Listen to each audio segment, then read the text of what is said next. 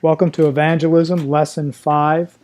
Tonight we're going to jump into, we're going to actually pick up from where we left off last week, which was the components of the elements of the gospel message.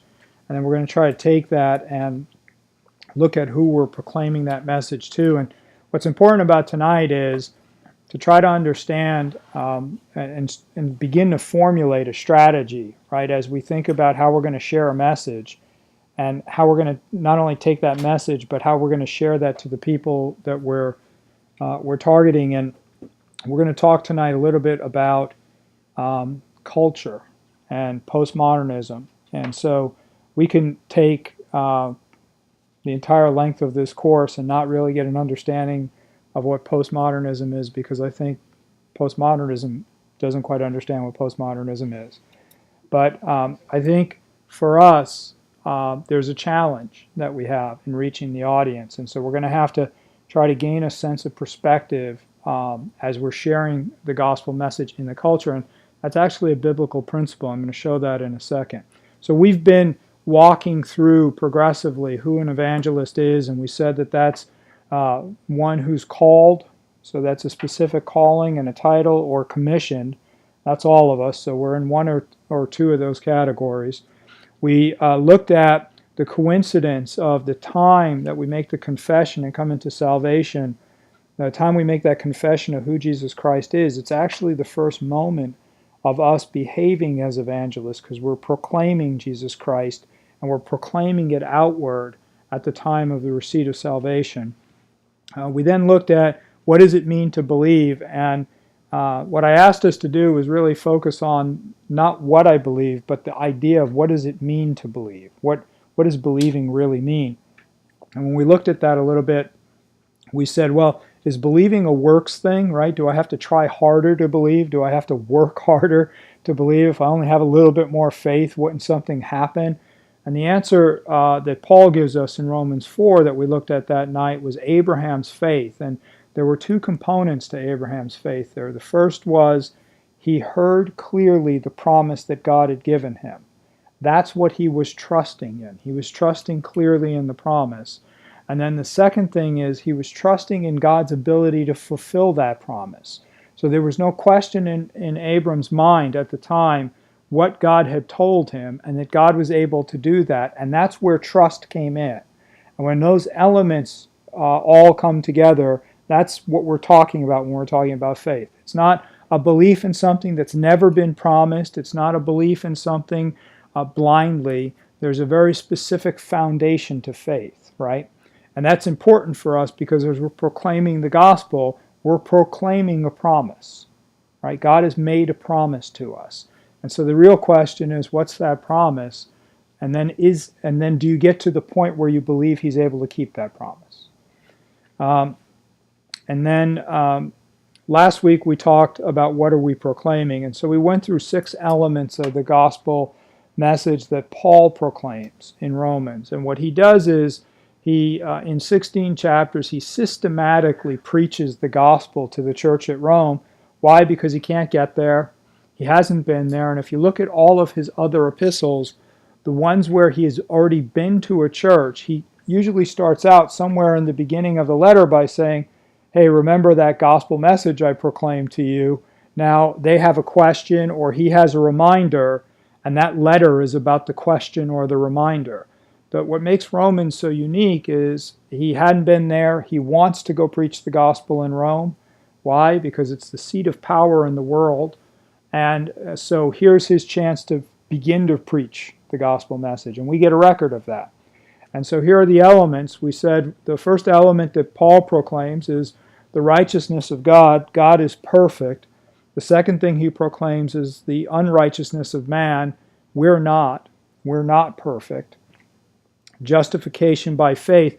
That's a long way to say there's a problem that exists. God's perfection, man's imperfection. That means we're separated. And in that separation, somehow that has to get reconciled or solved in order for us to be back in union with God. Justification by faith is the way God lays out the ability to reconcile imperfection with perfection. So We can't do it. Here's why we can't do that. Once we're imperfect, there's nothing we can do on our own to make ourselves perfect.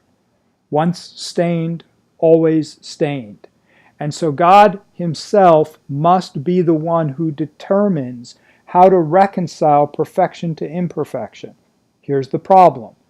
God can arbitrarily decide, he can because he's God, to accept us back in the way we are. But his nature is perfect. His nature is righteous. We said last week that righteousness is about justice and innocence and blamelessness, right? And so if he arbitrarily decides to accept us back in, even though we violated the instructions and his nature and been in rebellion, that actually impedes his perfection. That would actually go against his perfection. And so God comes up with the perfect solution, and that perfect solution is to take his Son, his perfection, and extend it to the world and exchange his perfection for our imperfection. That's the exchange, the transaction that goes on in salvation. When we're evangelizing, you're going to hear a whole bunch of excuses, a whole bunch of justifications. Paul spends a lot of time between chapters 2 and 3 in Romans walking through those justifications. There are 3 different types of categories of man who will judge or who will change the lie for a truth and worship the creation instead of the Creator. And Paul says, look, none of those work. He summarizes that section by saying, all are guilty. We're all in the same boat. And that same boat is we have missed the mark. That's the literal definition of sin. We are imperfect, and we ourselves cannot move ourselves back to perfection. Here's the good news. The good news, the gospel message is God has made a way for that to happen. But it's uncomfortable for us, right? I don't know if it is for you, but I don't like dwelling on my imperfection. I don't like thinking about things that are wrong with me. I've already got a long enough list. I don't want to have to think about adding to those lists. And so that becomes a challenge for me. And what I'll tend to do is I'll tend to deflect that, right? So if you want to come up to me and begin the conversation about all the things that are wrong with me, I'm going to deflect that, and I'm going to push that off to, well, I'm better than, or let me tell you about at least the short list of good things that I've compiled. And we're not talking about righteousness and unrighteousness anymore. We're not talking about God anymore. We're talking about me, and we're talking about you. And the conversation is shifted, right? And so that's a problem for us, because a key aspect of how Paul presents the gospel message is starting with God's righteousness. And we talked last week about this, and I was thinking a lot about this week. This idea of this judicial sense we get with perfection. And again, my image is God on the judgment seat, on the throne, on the bench, looking down, and now I have to appear before him, and there's this perfection that's going to deal with my imperfection, and that's an uncomfortable judicial position, right? Standing before the judge. And part of that is true. That will happen, and that does occur. But this aspect of God's nature goes beyond just that judgment seat and that moment before him. It is his very nature. Everything he does is right and good and innocent and blameless. What we said last week, and I don't think I said this well, is that how does God explain that to us? The best way he explains it to us is he just sends Jesus into the world. He said, look, you're not going to get how perfect I am. You're not going to understand what innocent and just and blameless really mean. So let me show it to you. Here he is. And if you think about it that way, if you think about who Christ is, comes into the world born of a virgin, not because it was a magic trick, but because he came into the world without the curse of Adam. He comes in, what? Blameless. He lives, what? A blameless life. right? When he goes to the cross on our behalf, he goes to the cross not as a criminal. He goes to the cross what? As an innocent man. If you want to see the definition of what God's righteousness looks like, just sit there and study Jesus Christ's life. That's God's righteousness incarnate, in the flesh. So every time we take the conversation in our gospel message away from him, we're talking about things on our level, right? That we'll probably start to do things like I'll want to do, which is deflect. And every time I come back to it, and I thought about it this week as I was putting this message together, as I was putting this lesson together, I was thinking how beautiful the gospel is. Because as much as I can show you a wheel and 6 elements and dissect Paul's description, really what he's saying almost at the end of every section and sentence is it's the fulfillment of who Jesus Christ, it's fulfilled in who Jesus Christ is. Right? So he describes it, but he's like, well, just look at him. Isn't he perfect and blameless? And when I look at Jesus, part of me wants to look away because I understand that is perfect and blameless, and I'm not. And I'm very uncomfortable with that. Right? That's a reaction we'll get as we evangelize. Okay, so we also then talked about, Paul says that what happens when that exchange, that transaction occurs between God's perfection covering our imperfection so that his perfection is maintained in the justification. He's taken perfection for imperfection, so his perfection isn't impeded. The result of that is peace with God. We saw in Romans last week that it says the wrath of God is revealed against all ungodliness and all unrighteousness. Right? And so that word wrath was that constant opposition against anything that's not of God. And when we're in that sin state, we feel that, first of all, lack of power, lack of presence, separation. We feel that. We also feel that God is not going to stand for it. He's going to oppose or push against it. Not going to make it easy, right? And we feel that wrath, that constant opposition. And what happens when justification occurs is the wrath is removed. The constant opposition is removed. So we're no longer being opposed by God, but we're actually being empowered by God. He's gone from in front of us, blocking us, to behind us, pushing us and encouraging us. All right? So that's the results of righteousness. I like this as my starting point in the gospel message. I like this as the starting point. How are things going? Doesn't it feel like everything is against you? Let me explain why. All right? Let me explain what this world is like in a wicked and fallen world, full of evil. And let me explain to you the presence of God and how he does not put up with that. And there will be a moment where that perfection, that innocence and blamelessness will judge everything that's not that. But can't you feel it? Can't you feel that opposition in your life right now? Can't you feel like your way doesn't work? Right? So to me, this is a starting point in the gospel message. Paul also talked about rejecting God's righteousness. He said that there's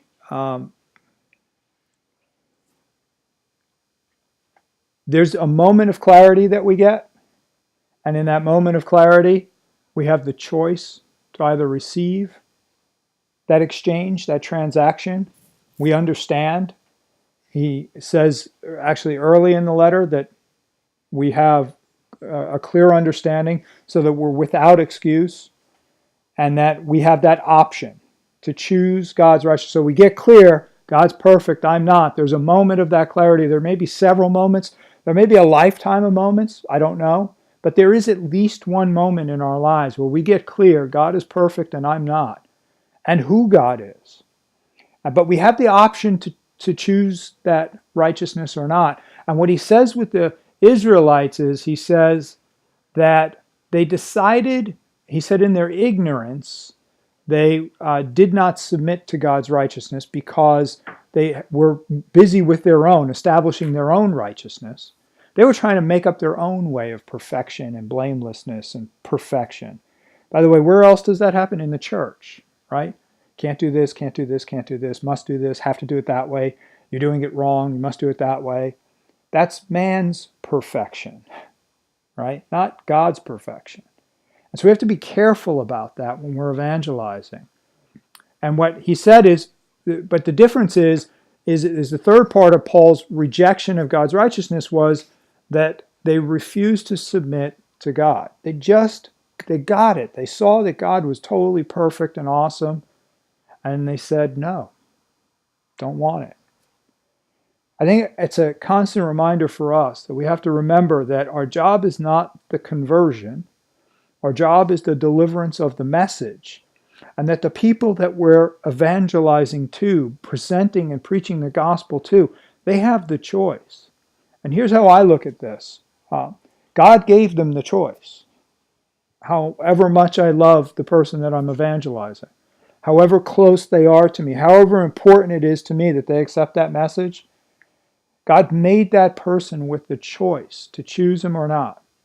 And if he's going to respect that choice, if he's going to allow that choice to occur in their lives, then I have to too.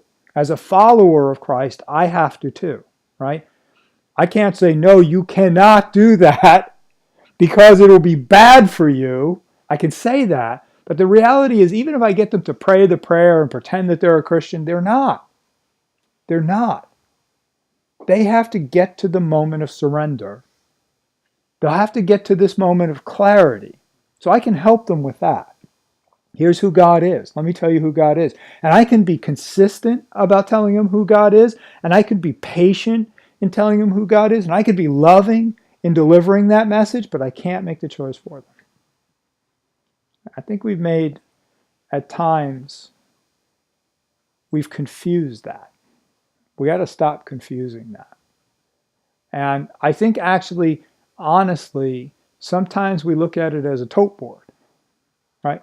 Got another one for Christ, another one for Christ, like we're racking up a total number.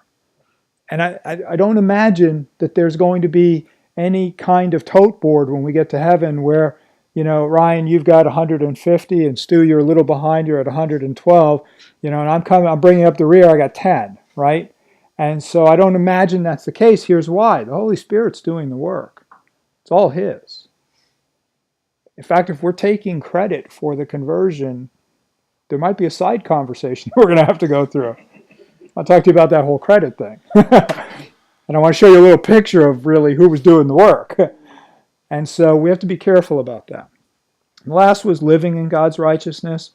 And really, I think it's interesting that Paul even puts this in the letter because he's not talking about presenting the gospel message. He's not talking about preaching the gospel message so that you can go evangelize and then you'll figure out what the life is. He's actually saying, look, one of the ways to evangelize is present yourself as living sacrifices. If you present yourself as living sacrifices, you will be evangelizing. If you live your life as an act of worship, people are going to see that. And so evangelism is not only about our presentation verbally of the gospel. It's about the witness and the testimony of who God is in our lives, through our lives, in our actions, right? That's the challenge we have, is to be consistent there. All right, so that was last week. So question, and I sent you guys an article. I tried 100 different ways to bring it into the PowerPoint. Couldn't, so I think I just decided to send it to you separately. How do you reach someone who believes truth is relative, all paths lead to God, and is a skeptic? And or is a skeptic. Could be one of the three or all of the three. How do I reach that person? Somebody who says, look, I'm happy to hear that that's working for you, and that I know you're a great person and great works for you, but that's your truth. That's not my truth, right? So how do I reach that person? Any ideas? How are you going to approach that? As you approach as evangelist to, you just got that question. You laid out, man, you had the PowerPoint going, you had Paul's 6 points up there, You killed it on righteousness. You killed it on unrighteousness. And the justification thing, well, I think they're going to be talking about that, your explanation of justification for an eternity. And here's the answer you got back. That's working for you. That's your truth. That's not my truth. Okay, truth isn't relative. Okay, so your answer is truth is not relative. Okay, it's going to be a fun night tonight. Here's why. Because that person believes it is. All right?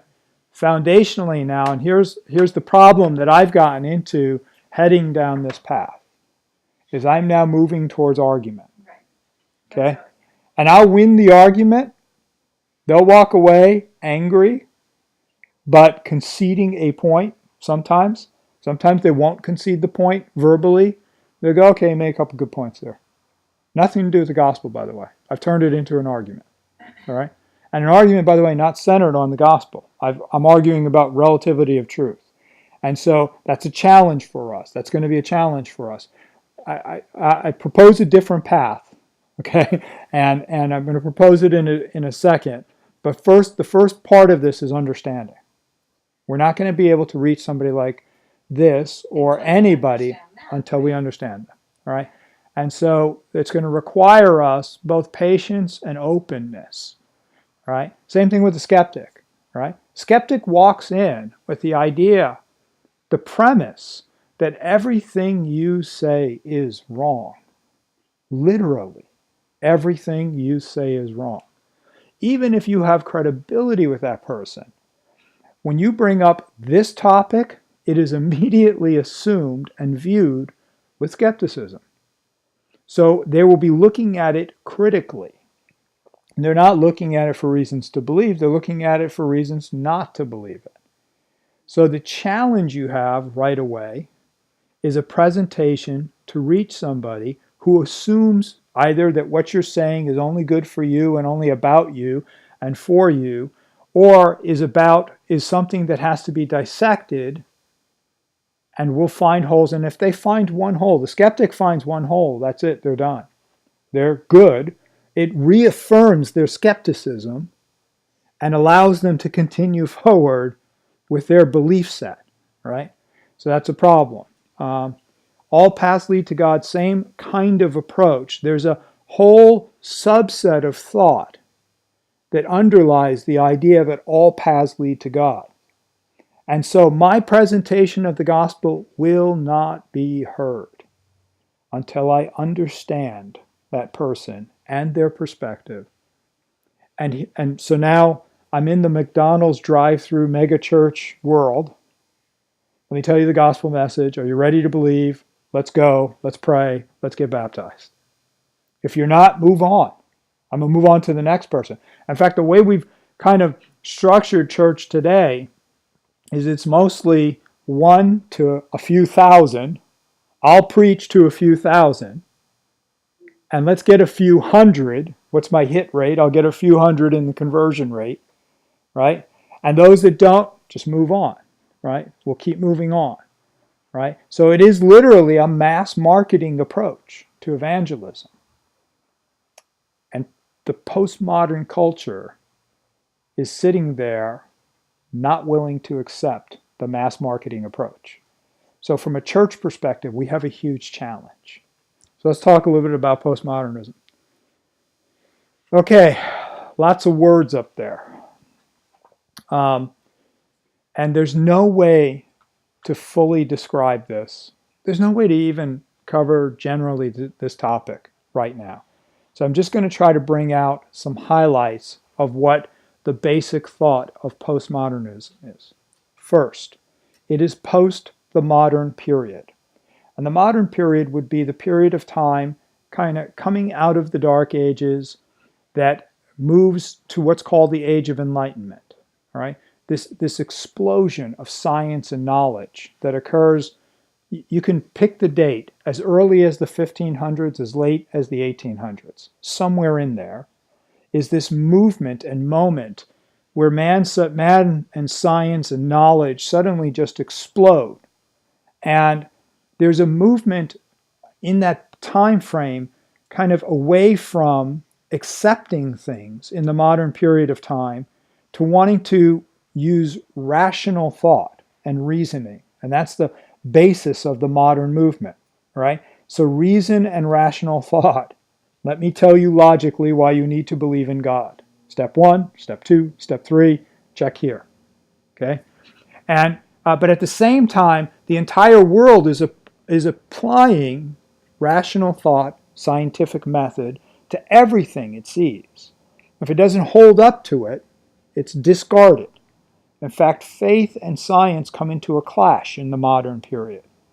And the church's reaction wasn't a great reaction, by the way. It went to war with science more than it accepted it. And so there becomes an encampment in this thought. And in this period of time, leading all the way up to the early part of the 20th century, this period of time where rational thought meant you weren't thinking with faith. Faith became literally a blind step. And rational thought became a well thought out approach. And so you really couldn't have faith and have it be well thought out in the modern period. Now, somewhere, again, oversimplifying hundreds of years of a period of time, but that's the backdrop to the postmodern period. Here was the promise of the modern period. The promise of the modern period was science, man's knowledge, was going to then solve all of the world's problems. And what did you see? You saw a lot of interesting things, right? The world did get better. Health discoveries, industrial discoveries, wealth got better for a good part of the population of the world. Food discoveries, meaning you could process food in a way that you couldn't before, so where it wasn't possible to feed as many people, now you could feed way more people. Science seemed to be the answer for things, right? And with that, there was an optimism about the world, right? That hits headlong into World War I, World War II, and the collision of science not only not solving them, but some of the biggest problems we've ever seen in humanity. Literally the entire world trying to kill itself with weapons that is developed out of the scientific mind. And there comes a dissatisfaction about, well, maybe rational thought isn't all we thought it to be, or isn't all that rational, right? And so out of that, philosophers began the quest for what really is knowledge. What is the basis for knowledge and understanding? The beginning of the modern period was a search for truth too. What is the basis for truth? Right? And the basis for truth there was a rational truth, something that could be built upon an epistemological foundation, a foundation that you could not shake. There was no premise or assumption in it. You built it step by step by step. And so that was the search for truth in the modern period. In the postmodern period, they just went back to the drawing board and said, okay, all of that was wrong. And so what's the search for truth? What are the assumptions? Here are a couple of them. Postmodernism is largely a reaction to the assumed certainty of science or objective efforts to explain reality. What does that mean as it relates to evangelism? Because this isn't a philosophy class, right? Here's what it means. When you walk up to somebody and say with absolute certainty that you know the truth, they've already shut off and they're not listening. Because our culture for the last 50 to 100 years says there is no certainty, right? Where 200 years ago, if you were evangelizing in this way, some of the great revivals did, here is the certain truth of the Bible, that rang true. Why? Because science was proclaiming a certain truth. And so this was just another version of the certainty that was available in the world. Today, there is no certainty from a cultural standpoint. Everything that we see today seems to shift tomorrow. Everything that we see tomorrow seems to shift after that. And so there seems to be no foundation for truth at all. And certainty is looked at suspiciously. Next thing is postmodernism relies on concrete experience over abstract principles, knowing always that the outcome of one's own experience will necessarily be fallible and relative rather than certain and universal. All right, so there's a French philosopher, Jean Lyotard, who says one of the elements of the postmodern world is there are no meta-narratives. There are no big stories. You can't explain the origins of the universe. Why? Because there's no certainty. There's no absolute truth that we can rely on. And by the way, and this gets complicated, but even the way that I'm going to explain it to you, in my language, how I use my language, and how you hear my language, and my upbringing and your upbringing are all going to change the meaning of that truth. So it's almost unattainable truth, right? And so what postmodernism seeks to do is deconstruct or break apart things that we've relied on. So your experiences, your background. You ever hear somebody say, "Why do you do it that way?" And you say, "I don't know, we always have," right? In the postmodern world, they'd say, "Whoa, we never do it that way," right? They'd say, "Why do you do it that way?" And then they'd say, "Stop doing it that way. Just break it apart." Because you take it as truth that you're doing it for that reason or whatever way you're doing it. And that turns out that really the reason why you're doing it is because of the history before you. It's how everybody did it. It doesn't make it right. It's just how they did it. Now in this, postmodernism is enormously helpful to us. Because what the postmodern culture does is challenge the assumptions that have existed before. And as long as we're okay with the reality of God and the certainty of God, we shouldn't be afraid of this. We should be at the forefront of the postmodern culture going, yeah, why do we do it that way again? Why is that okay? Why should that be the way that's the cultural norm and the culturally acceptable? Now, philosophically, this is the philosophers in the postmodern realm get to the point where they get in a quandary. There is no truth. There's no certainty. Linguistics are an issue. Here's the quandary. I don't even have to listen to them, right? Because what they're saying is not relevant or true or the basis for the foundation. All I'm doing is following somebody else. And I think actually some of the philosophers in this realm say that. Even what we're saying shouldn't be followed, right? So you get to the point where nothing matters. By the way, that's where this heads. It's a picture of the contrast between searching for a truth that does not exist versus searching or listening to the truth that does exist, right? So I can go chase for something that's not there. In the modern period, they would say, yes, it's there. Look, let me show you. Let me explain to you why an atom works. That's truth. Now let me explain to you how the whole universe works. Well, no, you know how the atom works. You don't quite know how the rest of it works. And because you know how the atom works, you don't know how the rest of it works. In postmodernism, they deconstruct that and take that and throw that away. And say, look, I'm not even sure if you know how the atom works. Forget about the rest of that. But searching for something that doesn't exist is really where people are going. And yet we're sitting here going, well, I know. Let me tell you. I know. Let me tell you. I know. Let me tell you. And so that's the challenge we have in the postmodern culture. Because the minute we say I know, and we say it with certainty, it's not heard.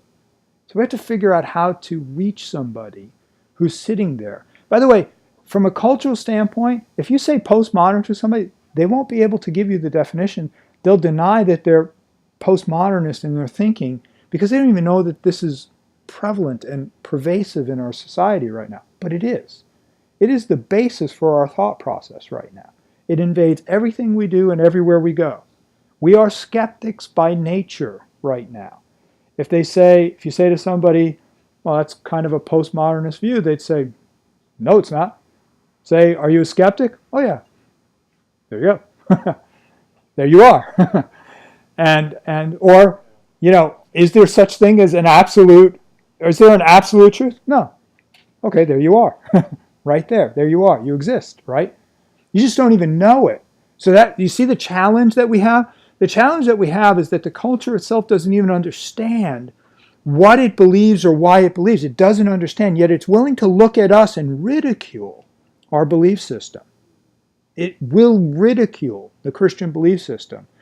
And the joke for me, and it's not a joke because salvation's on the line, but the joke as I'm sitting there listening to that sometimes is to say back, do you know why you're saying that? You're saying that because the last 100 years of thought has gone into your head now, and you don't even understand what you believe or why you believe it. But you've used that to determine that my belief system is not right. Okay? So if we were uncaring and unloving, we would turn and walk away and go, the person doesn't get it, we got to move on. But that's not our job, right? Our job is to reach everyone for Christ. To say, okay, I have a beginning of an understanding. So what does that mean in terms of the church? One more thing about postmodernism, and I guess this is what I was trying to say, but I wasn't saying it clearly, is tolerance of others' views is one of the pillars of postmodernism. Except when there's a group of people to whom this tolerance is not extended, and that's those who believe truth to be important. So, if you believe with certainty that you have a truth, then you're excluded from this. We're excluded from this tolerance. You can see this culturally, that the Christian worldview is seen as intolerant, therefore it should not be tolerated. Yet the message in this worldview, in the postmodern worldview, is tolerance. Everything should be tolerated, except that worldview. So it's ironic. And yet the acceptance of all other viewpoints, tolerance for those viewpoints, is a premise. It's not a real premise, because if you extended it out, tolerance is good until you have conflict. Once you have conflict, then we have to make some decisions. So it's okay for Stu to have his viewpoint and sit over there, and Tom to have his viewpoint and sit over here. But the minute those viewpoints come into conflict, Stu's viewpoint is that it's okay to kill people on Sunday nights. Fine viewpoint to have as long as he's over there. The minute it's Sunday night and he and Tom are together, Tom's going to start to get a little worried about Stu's viewpoint. Right? Now he could be, it's Tuesday, you'd be tolerant of that viewpoint all you want. Right? But when it comes into conflict, when those viewpoints come into conflict, which our viewpoints do, then we have to make decisions about tolerance.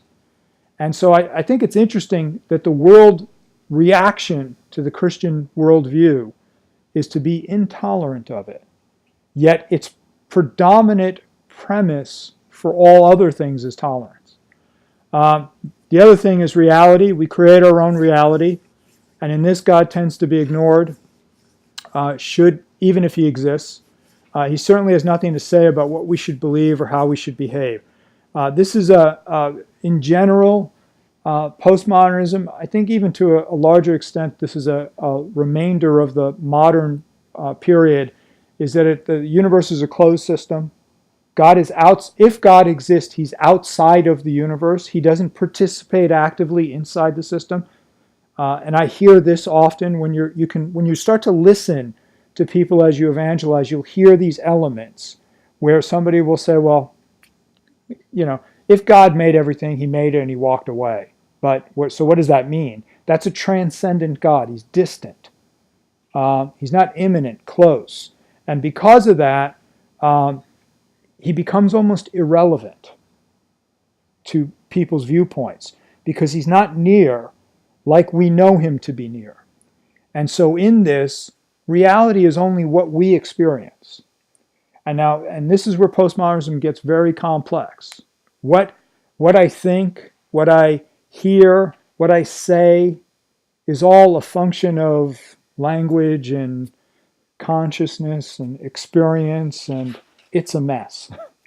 And so that's my own reality. Your reality individually is very, very different from my reality. So we're not dealing with just truth being relative. What's real is relative. Not just truth, but what's real. And this premise can be tested when you're dealing with physical things. My reality is subject to me. Well, it is until I say that wall is not real, and I try to run through it. And the minute I try to run through the wall, I find out that there is a reality outside of my own reality, a physical reality, right? And so that separation is an example of the idea or the problem in that thinking. Here's the issue: we're not going to win a debate in this area. We're not going to win an argument in this area. The purpose for going through this is to gain understanding so that we can find areas to reach out and to connect. So what does work here? I'm going to skip Shirley MacLaine because that never helps.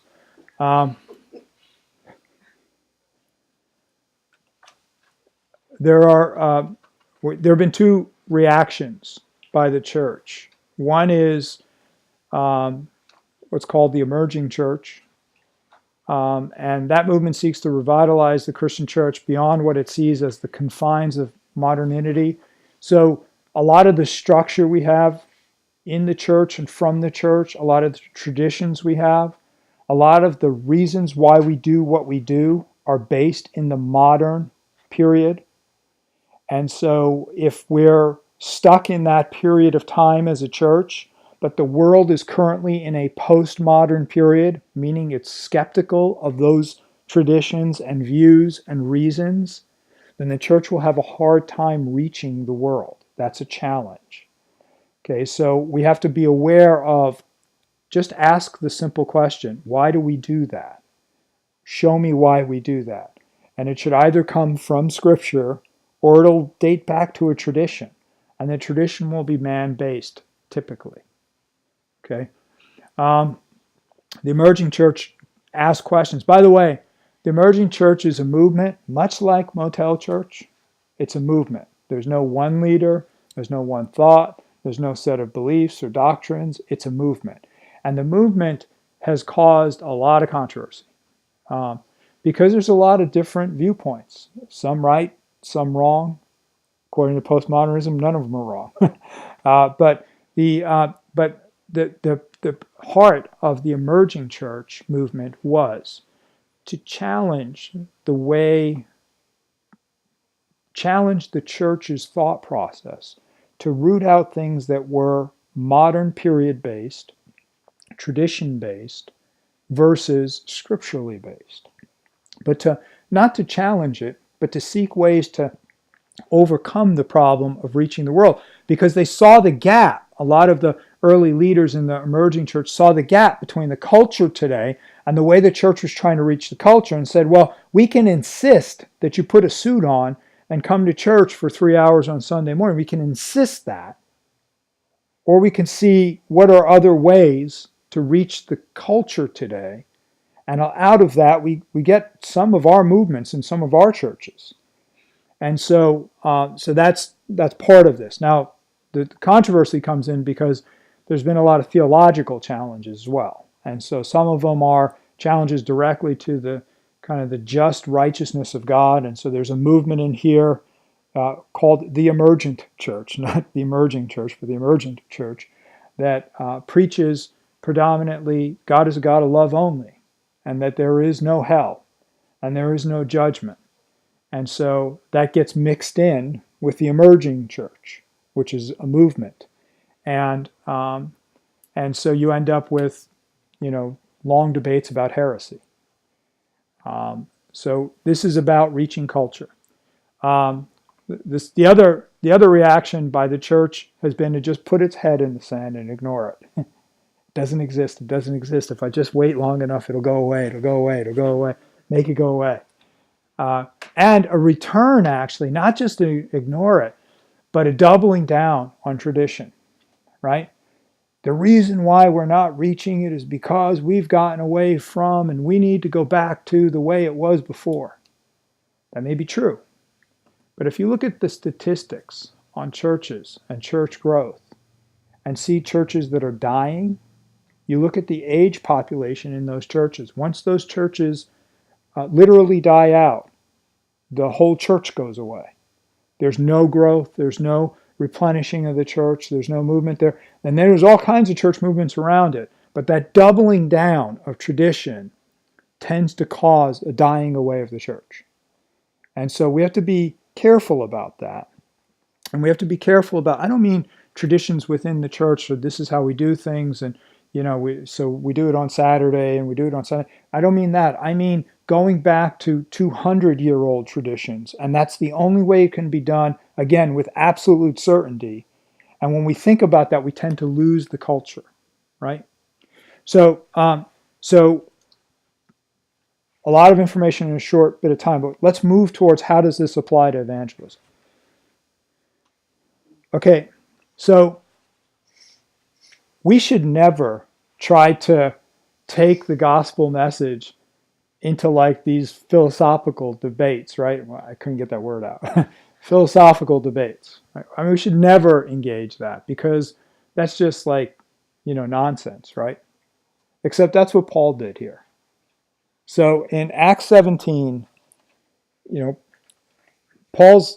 he's ahead of his group. He's in Athens now. And he's walking around the city. And this is a city full of Stoic and Epicurean philosophers, Greek philosophers. Those are the two primary philosophies of the day. By the way, not unlike some of the things we just talked about. In terms of their search for truth, they were searchers and seekers. But they had come up with their own way to think about how truth exists. So Paul doesn't just keep walking through the city and looking for another city full of Jews to convert or Christians to go convert. He actually goes through and he goes into and he looks at the pagan statues. So again, from a Christian, we would go, "Oh man, what's he doing there? Paul's crazy, man. He's in the wrong spot." And in fact, if you think about that today and you kind of translate that today, if you saw one of us in an area where there's a whole bunch of pagan statues, the first thing we would say about each other, "Do you see what he's..." In fact, if you saw me there, I think this class would be empty next time, right? Might be empty anyway, but for sure that would empty it out, right? You go, "That guy's just a pagan worshiper." He preaches one day about evangelizing, and then the next day, I saw him in the park with all the pagan statues. Here's what Paul was doing. He was understanding what their beliefs were. He actually went through, looked at the statues. Now, how do I know that? Because he found the one that says "to the unknown God." He didn't just walk up to one statue and it says "to the unknown God." Perfect, I'll use that tonight in my sermon. He was looking to understand, what do they believe? Right? He was trying to understand that. He did that first before he delivered his message. He didn't go deliver the message and then go, wait, you guys believe what? I'll be back on Tuesday. I'll sharpen up my pitch. I'll be back on Tuesday. He went to understand first and then he believed, right? And so he starts his message with, look, I found an altar on this inscription. And think about how he's trying to bridge the gap between their knowledge and his knowledge, their search for truth and his understanding of truth. And think about how that sounds today if we were to try to say, look, I want to tell you about who God is. You think of him as everywhere, pantheistic, and that you think that truth is just everything. But let me tell you about who God is, because he is truth. So in some ways, you're right. truth can be everywhere because God is everywhere. Right? Now, I will tell you that there are churches that if I just made that statement, they would ask me to leave. Or they would ask me to explain myself from a theological standpoint so that I don't get labeled a heretic. But here's Paul starting his message with, and I found this inscription. I see that you're very religious. I found this inscription. You pray to the unknown God. Fantastic. Let me tell you about him.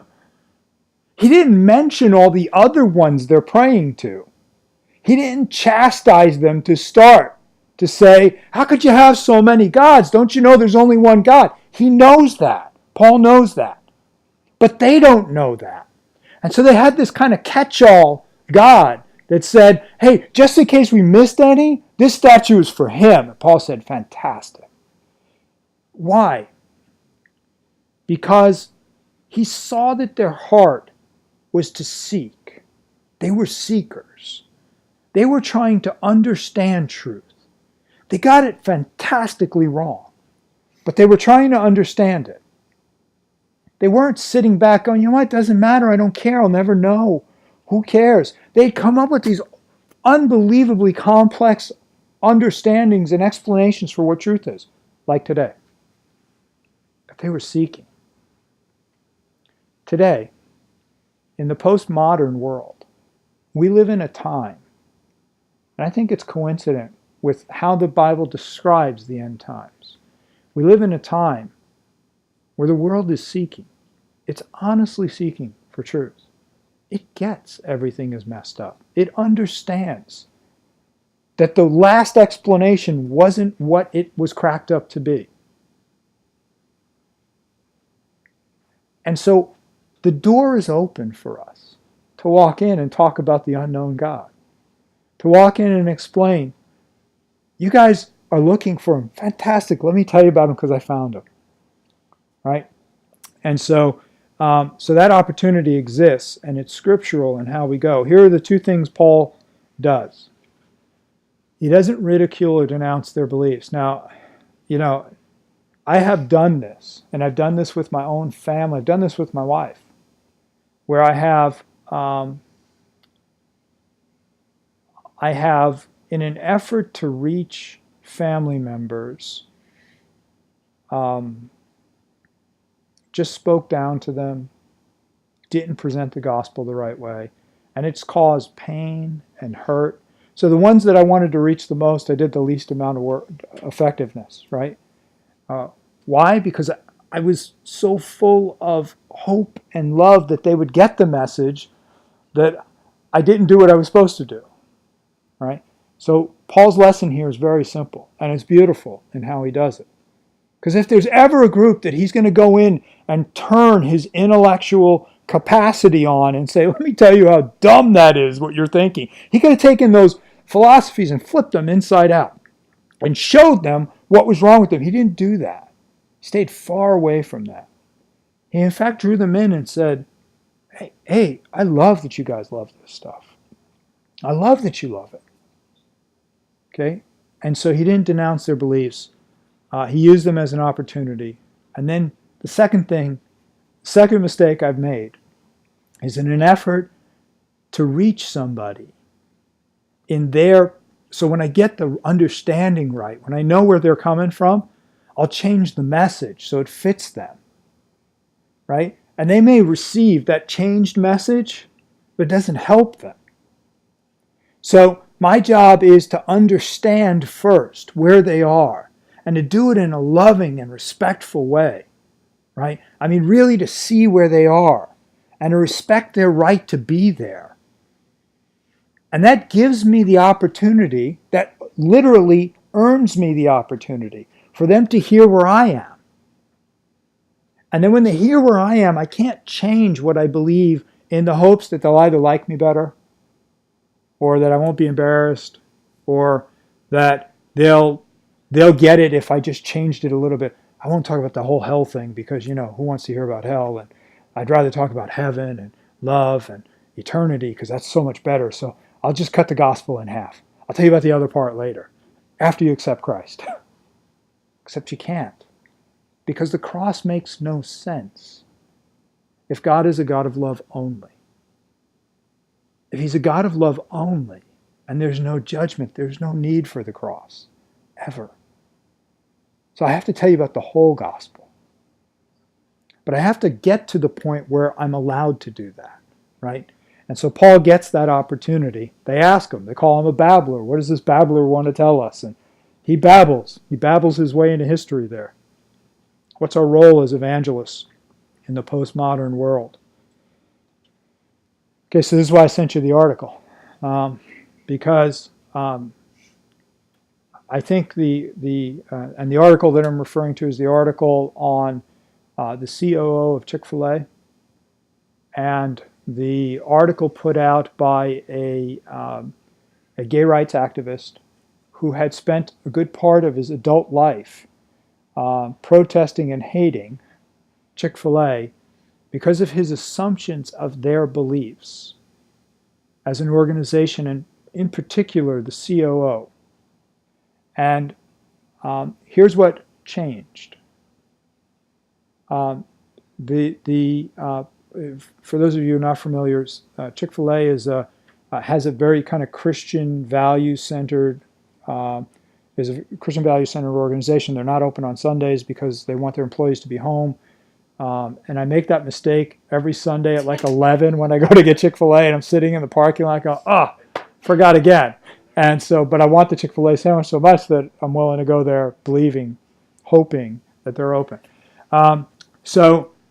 Christian value, Christian center, the core belief system, and they took a stand on the biblical definition of marriage, and were literally attacked and ostracized and got a lot of bad press about it. They didn't change their belief, though. So,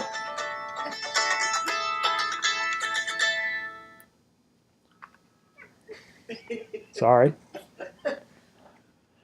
Try to edit that out of the lecture. I don't think we will, though.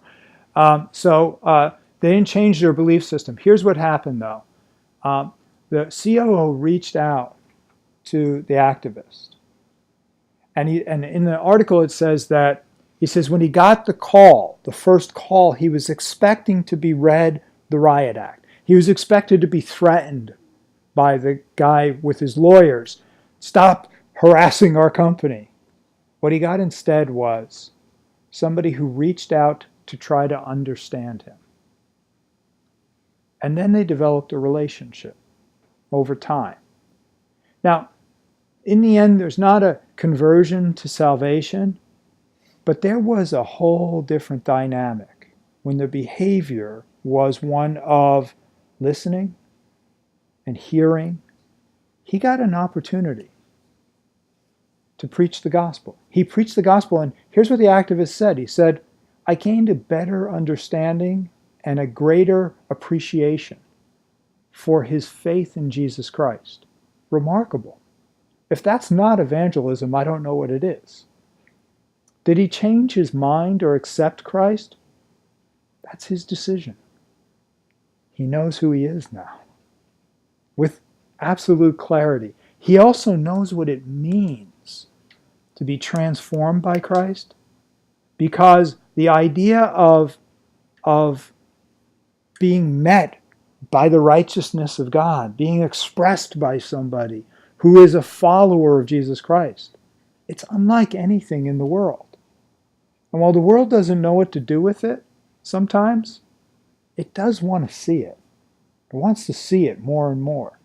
Our role as evangelists, our role is to take the message into the postmodern world, but to do it in a way where it's not arrogant, it's not prideful, it's not insistent, it's not expectant.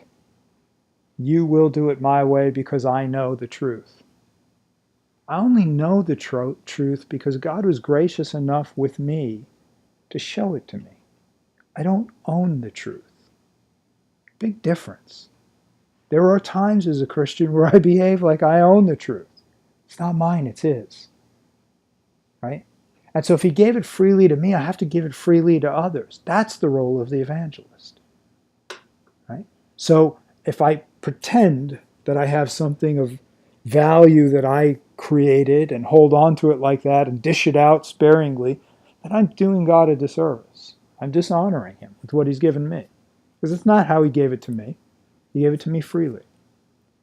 If I take the time to understand in a world that is seeking, then perhaps we are living in a very unique time, right? A unique opportunity.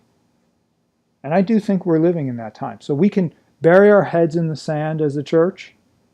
We can fight against it to try to change it. Or we can walk right through the open door that the world is asking for. As it seeks the truth, we can participate in the conversation and show and demonstrate what that truth is. That's our role. Amen? All right, I'm going to close out here.